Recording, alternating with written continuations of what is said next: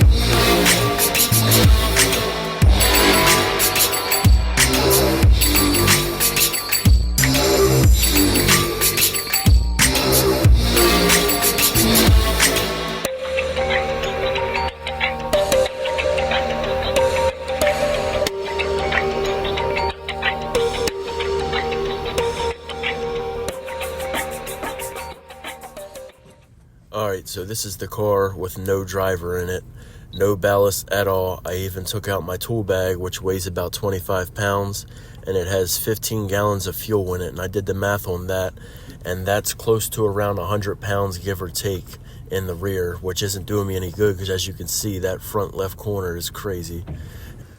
And now this is me sitting in it, so this right here would be full race weight at the track, on radials, on prep, with no ballast whatsoever. Give or take a few pounds for the race suit and the gloves and the helmet and all that. Now this screen right here is the percentages. So if you look, that means this is about 54% on the nose, which is actually really, really good for like a radial prep track and being on radials and making it not wheelie and hooking. So I got that going for me. So this right here is sped up. It's a video of me adjusting the rear anti-roll bar link.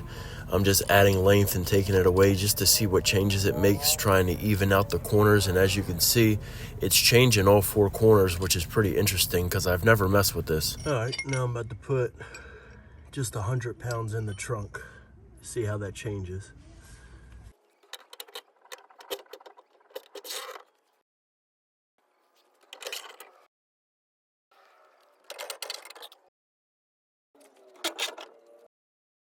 All right, there's 100 pounds. 48 on the rear. Let's see how it changes with me in it.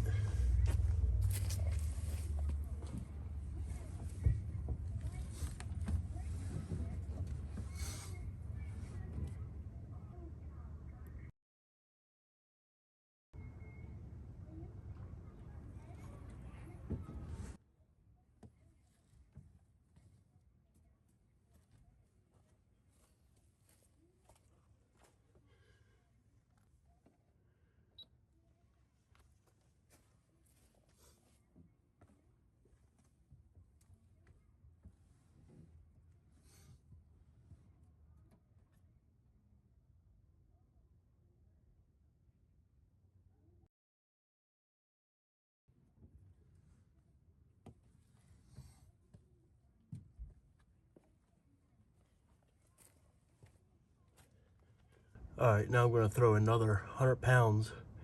So 200 pounds total in the trunk.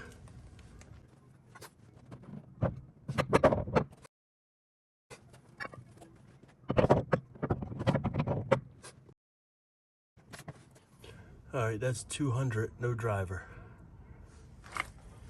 Let's see what the ballast is. 50 on the rear. All right, let's hop in.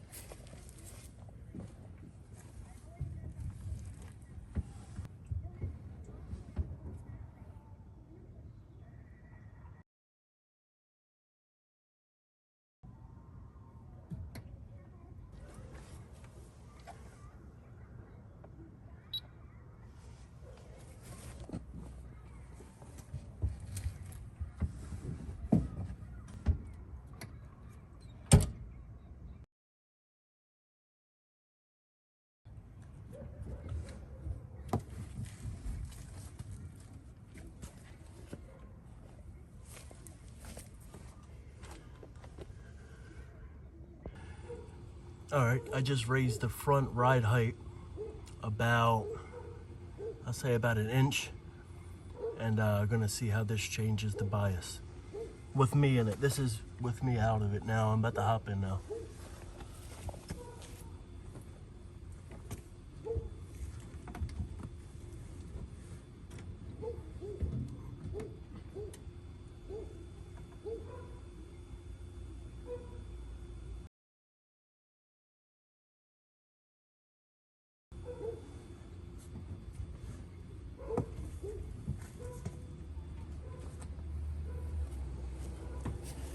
And then here's the wheel weights.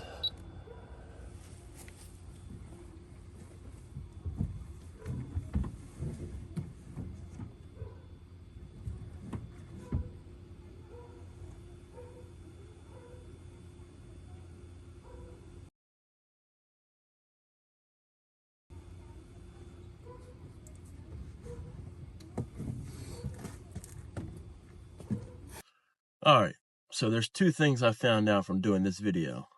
First, this car is way too heavy, and I need to make it lighter. I kind of already knew it was going to be in the 3,200 pound range just because of other people's, and that seems to be like the common number, 3,200. And the car has been on some truck scales before, and it was 3,200 with me in it, but that was before me changing some things, so I thought it might have been a little bit lighter now that it's on like legit scales. And it wasn't. I'm really gonna have to figure something out because there's cars out there that are pretty much same league as mine that are 400, 500 pounds lighter. So if I could get that weight down, I think the car would fly. And then the second thing is I need a lot of weight in the back to get the ballast where I want it. With the weight being more total, that means you got to add more. Like if the car weighed 1,500, 200 in the trunk would probably add about 10% ballast to the rear. So since it's already at 3,200, for me to get the weight ballast where I want it, the car will end up weighing like 3,700 pounds. And that's with 56, 57 on the rear. So that's a real good benefit to me having the long travel front struts on the car is when I'm putting my car on the scales right now with the ballast and trying to figure out the biases, that's just at static. So when you're launching and the weight's transferring, all that front weight is going to the back. So when you add, 8-10 inches of travel, all that weight is transferring to the back. So really, that's the big advantage of having them. If I only had 2 inches of travel, it wouldn't really weight transfer at all, and it would probably stay at what the bias is at static ride height. So I'll definitely never add that much weight. I'll be happy with 50-50. It ended up being 51 on the rear with 200 in the trunk, and that was also me adding my tool bag back in there, which, like I said, was like 20-25 pounds. So it's not horrible adding 200 pounds. It is because it's a lot more weight. Almost 3,500 pounds total with me in it at race weight. But, for what I want to do with the car, sometimes adding that weight is helpful. Somebody said to me one time, they said, when I was worried about the weight, they said, well, would you rather it be light and spin or heavy and hook? Because if it's hooking, it's going to go faster than it would be if it's spinning. So I guess you kind of got to look at it that way. And, the calculator is always 100 pounds, takes off a tenth. So if you put it in that perspective, you're only adding a tenth, which, that does add up quick. But at the end of the day, it's not horrible to add that much weight. There's people out there running 800 pounds. But the bright side is for radials, it's dialed in. That's perfect. Street, no prep, it's going to have to get a little work. So what I like to do is try to maybe take the front end off and see what I can do to make it lighter, maybe cut some holes in places. I don't know. I'm going to figure all that out. I don't know why it's so heavy on the left front. That's where the turbo is. That's the only thing I can think about is all the weight going to that front corner. I'm not sure. But, the cars always went straight, so I don't think that's an issue. Like I said, I adjusted the roll bar a little bit to try to get it a little bit closer, but you know, the cars always went straight, so I'm not that worried about it being so heavy on the front. And plus the car kind of lifts that front end up first when it goes anyway. So I don't know. I don't know much about it to really understand it. I do, but I don't. But I do appreciate Ben for letting me use the scales. I've been wanting to put the cars on scales for a while just to get an accurate measurement and also know what weight does what. So now that I know from what I just did, 100 pounds pretty much gives me 2% weight bias. So 200% gave me 4% on the rear. So, you know, just like if I add another 200, make it 400, then it'll add 8 on the rear. So, you know, it'll get me closer to where I need to be. Like I said, I really needed that information. It's very useful. I suggest anybody to do that, to see where your car is at. I mean, your car might not be like mine. Your car might be a little bit off side to side, and you can make an adjustment to make it all even and make it go as straight as possible. Another thing that I found out was that me sitting in the car, I figured that would put the weight towards the back, but it didn't. It just puts it right in the middle, which, you know, obviously that makes sense, but I thought my seat was far enough back that it would put it further back. So I can also slide my seat back a little bit. I don't know. We'll see. But yeah, that's going to wrap it up. Like I said, it's winter time. It sucks. I can't make good content, but I'm just going to throw some stuff out there and try as hard as I can. But yeah, everybody have a good Christmas. If this video comes out after Christmas, I hope everybody enjoys the holidays and have a good New Year. I'll see you guys on the next upload. Thanks for watching.